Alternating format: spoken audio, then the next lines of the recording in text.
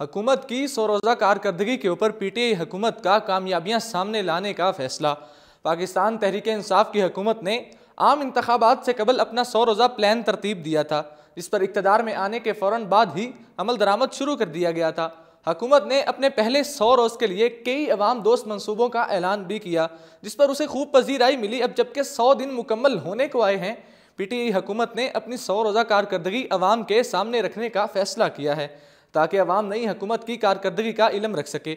वज़ीर आज़म के media adviser Iftikhar Durrani ने ऐलान किया कि 29 नवंबर 2018 को हुकूमत की 100 रोज़ा कामयाबियों का ऐलान कर दिया जाएगा। उन्होंने वफाकी दारुल हुकूमत इस्लामाबाद में प्रेस कॉन्फ्रेंस से खिताब करते हुए कहा कि वज़ीर आज़म इमरान खान आइंदा असम्बली सेशन में सवालात के जवाब भी देंगे। इफ्तिखार दुरानी के मुताबिक हुकूमत ने अपने इब्तदाई 100 दिनों के दौरान वज़ीर आज़म हाउस के अखराजात में किफ़ायत शारी करते हुए 14 करोड़ 70 लाख रुपए बचा लिए हैं।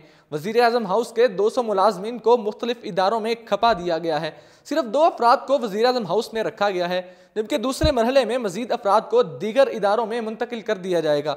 उनका मज़ीद कहना था कि वज़ीर आज़म इमरान खान ने बनी गाला के घर की सिक्योरिटी को ब्लू बुक के मुताबिक बनाने और वज़ीर आज़म ऑफिस में ज़ाती मेहमानों की रिफ्रेशमेंट के तमाम अखराजात खुद बर्दाश्त किए, जो कि एक नई मिसाल है। वज़ीर आज़म हाउस को यूनिवर्सिटी बनाने पर पेशरफ्त जारी है। इस हवाले से सिक्योरिटी खदशात का भी जायज़ा लिया जा रहा है। इफ्तिखार दुरानी ने मज़ीद कहा कि जनूबी पंजाब सूबे के क़याम के लिए मुल्तान में इंतज़ामी ढांचा प्लान किया जा रहा है। एक सवाल के जवाब में उन्होंने कहा कि वो पाकिस्तानी हैं, उनके पास पाकिस्तानी पासपोर्ट मौजूद है। मीडिया हाउसेस को वाजबात की अदायगी के हवाले से उन्होंने वाज़ेह किया कि ज़राए इब्लाग के तमाम वाजबात को जल्द अज जल्द क्लियर कर दिया जाएगा। अगर किसी मीडिया हाउस से लोगों को निकाला जा रहा है तो उसमें हुकूमत का कोई अमल दखल नहीं है। हुकूमत ने 29 अक्टूबर को अपनी कारकर्दगी सामने लाने का फैसला तो किया है।